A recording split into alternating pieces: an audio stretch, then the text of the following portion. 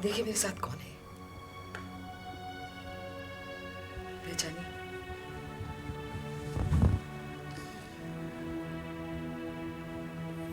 वैसे तो मुझे खुद चल के तुम्हारे पास आना चाहिए था, पर मैं मजबूर हूँ। 25 साल मजबूर थी? 25 साल? हाँ, पहले दिमागी मजबूरियां थी और अब ये जिस्मानी। हर जिस्म में कौन सा, ये यहाँ बाएं कंधे के नीचे एक मांस का लोथड़ा होता है जिसे दिल कहते हैं। 25 साल में कभी नहीं धड़का? धड़का था, लेकिन जब धड़का तो फासला बहुत बड़ा हो गया था प्रताप। खबरदार, आपने मुझे इस नाम से पुकारा तो ये नाम एक अय्याश कुंवर ने अपनी अनब्याही पत्नी की झोली में अपने नाजायज बेटे के लिए इस तरह फेंका था जैसे कोई तमाशबीन चांदी के सिक्के उछालता है। आपने बतौर सुझाव एक नाम दे दिया इनको, लेकिन उस बच्चे को बाप की रईसी देने वाला नाम देना भूल गए। करण, करण, यह नाम इस बच्चे ने अपने लिए खुद रखा था। हमारे धर्म में अनब्याही मां के बच्चे का नाम करण होता है।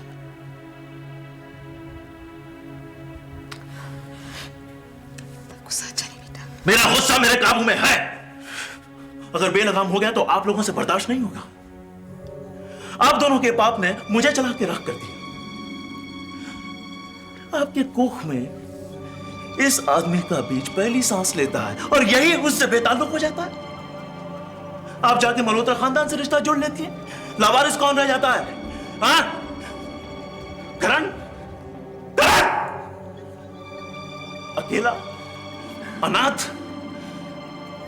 जिंदगी की दीवारों पे सर पटक पटक के जो प्लास्टर झड़ता है उनमें से अपने हाथों में बटोर के किसी तरह अपनी दुनिया बनाना शुरू करता है। जैसे तैसे वो अपनी दुनिया तराश लेता है तो ये कुंवर साहब दावत खाने चले आते हैं। मैंने बहुत गलती की, तुझे याद रखे। चल बेटा चल। नहीं नहीं रंजना, मैं अब इसे यहां से नहीं जाने दूंगा। चाहे मुझे दुत्कारे, फटकारे, भला बुरा कहे, अब इसे उससे मेरी मौत ही जुदा कर सकती है। नहीं कुंवर सिंह, नहीं, ये तुम्हारी जिंदगी को मौत से बदतर बना देगा। मौत से बदतर जिंदगी ही तो जीता रहा हूं मैं। कभी जिंदगी को कोसते, कभी यादों पर चिड़चिड़ाते, हर सांस मुझे जिंदगी से दूर ले जाती रही है। और आज जब मेरी जिंदगी मेरे सामने खड़ी है तो मैं इसे जाने नहीं दूंगा। बढ़कर इसका हाथ थाम लूंगा, चाहे मेरा कोई हाथ क्यों न काट ले। और रंजना, मुझे इसके बोल इतने कड़वे नहीं लग रहे जितना इसे देखकर मेरी आंखों को सुकून हो रहा। ओके, ओके, चलो हिसाब करते हैं। हिसाब करते हैं हम लोग। 1 साल का 1 आंसू, 25 साल का सिर्फ 25 आंसू। सस्ते में सौदा निपटाओगे? बस कर। क्यों? बहुत जल्दी थक गई आप? वसूली तो अभी शुरू हुई है। तू कौन होता वसूली करने वाला? जब तू कह रहा है कि ये तेरे कोई नहीं रखते, तेरा इनके साथ कोई रिश्ता नहीं है, तो तुझे हक किसने दिया है? मां, ये रिश्ता खत्म हो गया है। अगर ये तेरे कोई नहीं रखते तो मैं तेरी कोई नहीं रखती।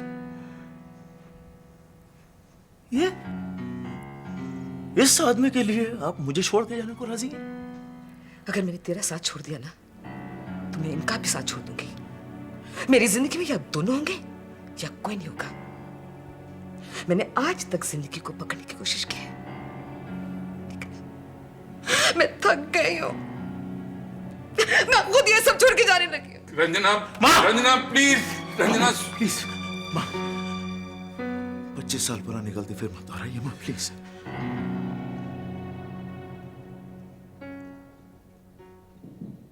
ये तो किसका मातम मना रहा है यार? किराए में जो खुशियां मिली थी मुझे, उनका। यार अभिजीत, कुछ रोज की खुशी के बाद जो दुख जिंदगी में आता है ना, वो बहुत ज्यादा दुखदाई होता है यार। किसकी बात कर रहा है तू?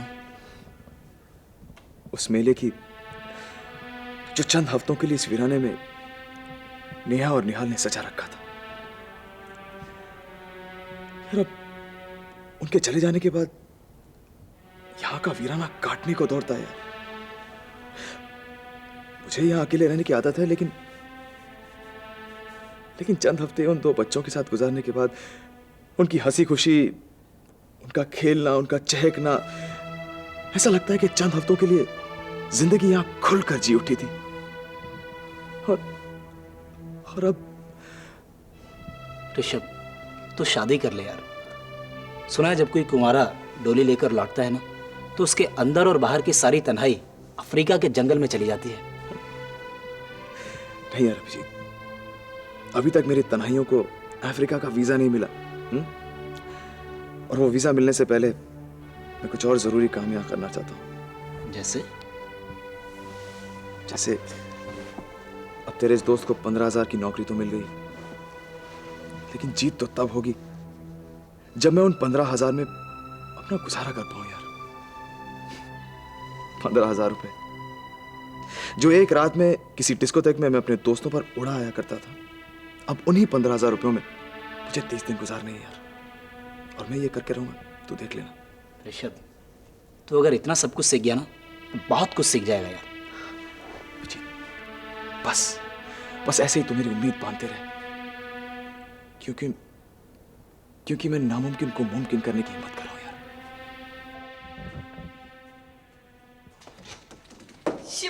Shivani, I am so happy today. तू बिल्कुल सच कहती थी, मोहब्बत वाकई बहुत अच्छी चीज है। जिंदगी का हर रंग दिखने लगता है। सुबह की लाली, शाम का सिंदूरी रंग, ये रंग मुझे अब दिखने लग गए। Shivani, I am so thrilled. तुझे भले ही नए रंग दिखने लगे हो रक्षांदा, पर तेरा रंग तो फीका पड़ता जा रहा है। क्यों? मेरा रंग क्यों फीका पड़ने लगा शिवानी? प्यार का रंग चढ़ता जा रहा है और दोस्ती का रंग धुंधला होता जा रहा है।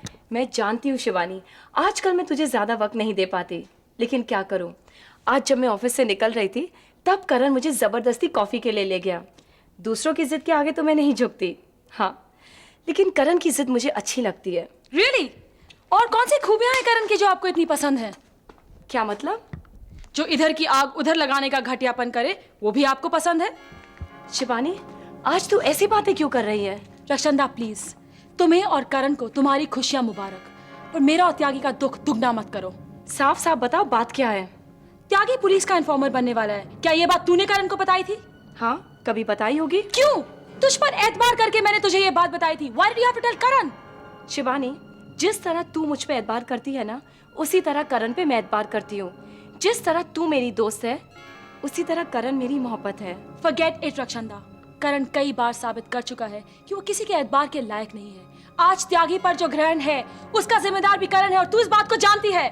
Stop it शिवानी, जो कुछ करण ने तुझे त्यागी के बारे में बताया था, वो बिल्कुल सच था। No, you stop it and listen to me रक्षांदा। करण ने मुझे वो सब बातें इसलिए नहीं बताई कि उसे मेरी चिंता थी, बल्कि इसलिए कि वो ऋषभ से अपना बदला लेना चाहता था। And today again Karan has done it।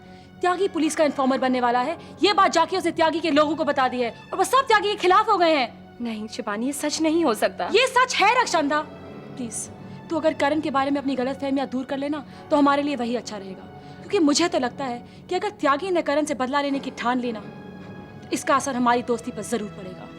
नहीं शिवानी, मैं किसी का असर अपनी दोस्ती पे नहीं पड़ने दूंगी।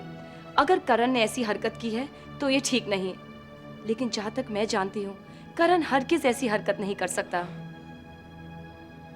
25 साल पहले जो हुआ करण, सिर्फ तेरे लिए नहीं, हम तीनों के लिए हादसा था। और उस हादसे का अपने अपने हिस्से का दर्द हम तीनों ने झेला है। पहले तुमने, फिर रंजना ने, और हाँ, सबसे आखिर में मैंने। तू किसी अयाशी का नतीजा नहीं है बेटा, तू इनकी इकलौती औलाद है। इनकी जिंदगी में सिर्फ रंजना देवी नाम की एक औरत थी, ना उसके पहले कोई, ना उसके बाद। इनसे पूछ, इन्होंने आज तक शादी क्यों नहीं की है?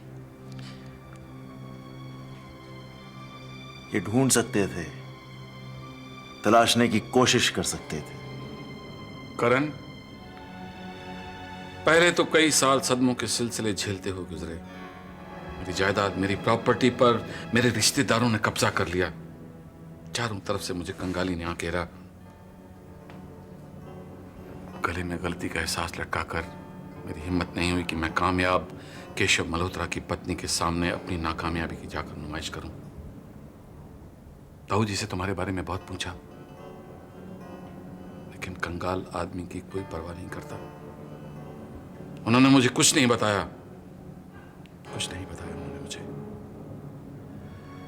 जिंदगी बीतती गई, रिश्ते टूटते गए, लोगों का साथ छूटता गया, लेकिन मेरे अपने तो मेरी सारी जिंदगी की कमाई यानी तुम, रंजना, मैं इन्हें भी अपना नहीं कह सका। मेरे सामने रेत थी, मेरे पीछे रेत। मुझे ऐसा लगता था जैसे मैं रेगिस्तान में फंस गया हूं, लेकिन मैं वहां से चल पड़ा, ये देखने के लिए कि मेरी उम्र की लंबाई ज्यादा है या इस रेगिस्तान की।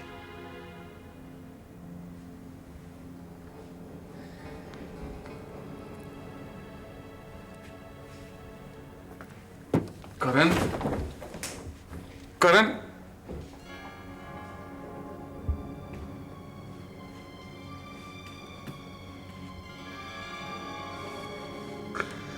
रणधीर, करण को थोड़ा वक्त दो, सब ठीक हो जाएगा।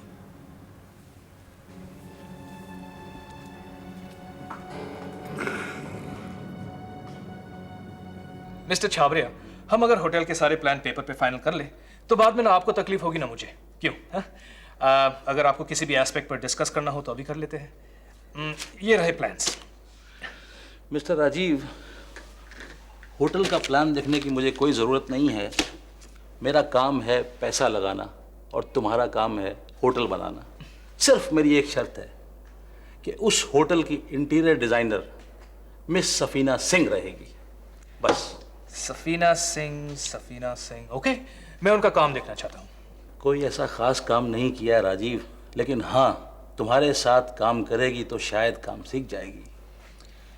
आई एम सॉरी मिस्टर छावरिया, इतने बड़े प्रोजेक्ट में मैं सफीना सिंह को इन्वॉल्व करके रिस्क नहीं उठाना चाहता हूँ।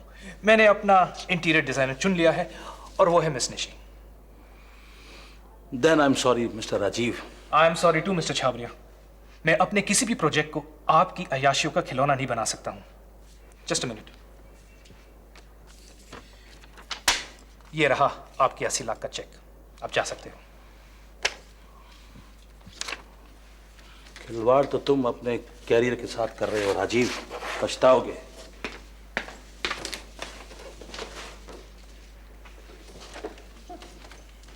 Hello mister Kohli. Oh hello, वैसे राजीव भी बुरा नाम नहीं है। प्लीज।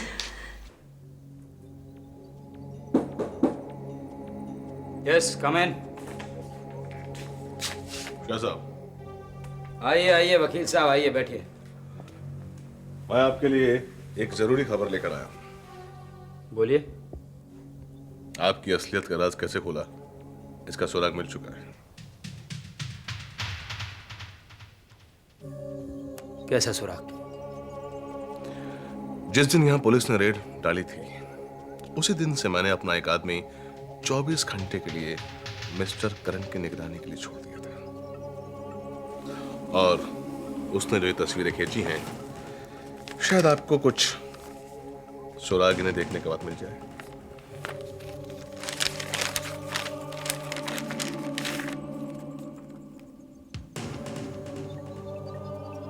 ये तो ग्रोवर है। ग्रोवर कल मिस्टर करण के घर से ये बाहर निकला और उन्हीं की गाड़ी लेकर कहीं गया, और उसी समय ये तस्वीरें खींची गई। यानी ये मिस्टर शाह कि मिस्टर करण ने ग्रोवर को अपने कब्जे में कर लिया है और उसका आपके खिलाफ बयान भी ले लिया है, और उसी बयान की बिना पर सर्च वारंट इशू करवाया होगा।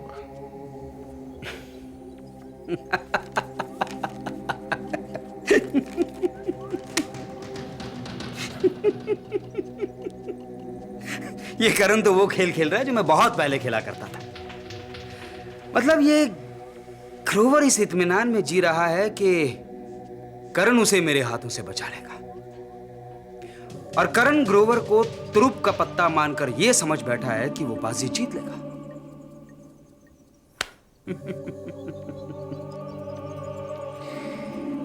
वकील साहब, जब करण ने मुझसे दुश्मनी मोल ली थी तो मुझे लगा था कि कोई बहुत बड़ी चाल होगी। न जाने लोग गलत फहमी में क्यों जीते हैं। सुनार की हथौड़ी लेकर करण मेरे किले को तोड़ने के लिए निकला है। बेवकूफ आदमी। अब खेलना मैं उसे सिखाऊंगा। लोग नहले पर दहला चलकर बाजी जीतते हैं, मैं नहले पर नहला फेंक कर खेल जीतूंगा। दुश्मनी के साथ साथ दुश्मनी निभाने के तरीके भी इस करण को सिखाने पड़ेंगे। गुड मॉर्निंग रंजना देवी। डॉक्टर साहब, आप अगर कोई अच्छी बात बताएंगे तो मेरी मॉर्निंग गुड मॉर्निंग हो सकती है। चलिए, आप जीती, मैं हारा। मैं आज ही आपका रिलीव ऑर्डर इशू करवा देता हूँ। मतलब मैं आज हॉस्पिटल से जा सकती हूँ? आपके तानों के सामने मेरी डॉक्टरी ने घुटने देख दिए। किसी भी पेशेंट के कमरे में आते हुए मुझे आज तक इतना डर नहीं लगा जितना आपके सामने। इसलिए तो आप मुझे जाने की इजाज़त दे रहे हैं। वैसे अगर आप इस पेशेंट को बहुत मिस करेंगे ना तो मैं दोबारा आ जाऊंगी। भगवान ना करे आप यहाँ दोबारा आए। अब आप बिल्कुल ठीक हो गई हैं, जब जाना चाहे जा सकती है। यानी कि मैं शाम को जाने की तैयारी कर लूँ? लेकिन घर जाकर महीने भर पूरा बेड रेस्ट, काम थोड़ा थोड़ा बैठ कर करेंगे, कोई स्ट्रेन नहीं लेंगे, फिर धीरे धीरे कुछ लाइट एक्सरसाइज करेंगे। फिर जब आपको महसूस हो कि आपको कोई कमज़ोरी महसूस नहीं हो रही तो आप अपना रेगुलरली काम शुरू कर दें। बहुत बहुत शुक्रिया डॉक्टर साहब, आपने जैसी सलाह दी है ना मैं वैसा ही करूँगी। हॉस्पिटल में जो कुंवर रणधीर सिंह एडमिट हुए हैं उनकी तबीयत कैसी है? उनकी तबीयत काफ़ी ख़राब है। मुझे डर है कि शायद वो पहले की तरह कभी चल नहीं पाएंगे। क्या मतलब? उन्हें बैसाखियों का सहारा लेना पड़ेगा, लेकिन बैसाखियाँ भी धीरे धीरे छूट जाएंगी। वैसे कुंवर साहब और आपका कोई रिश्ता है रंजना देवी?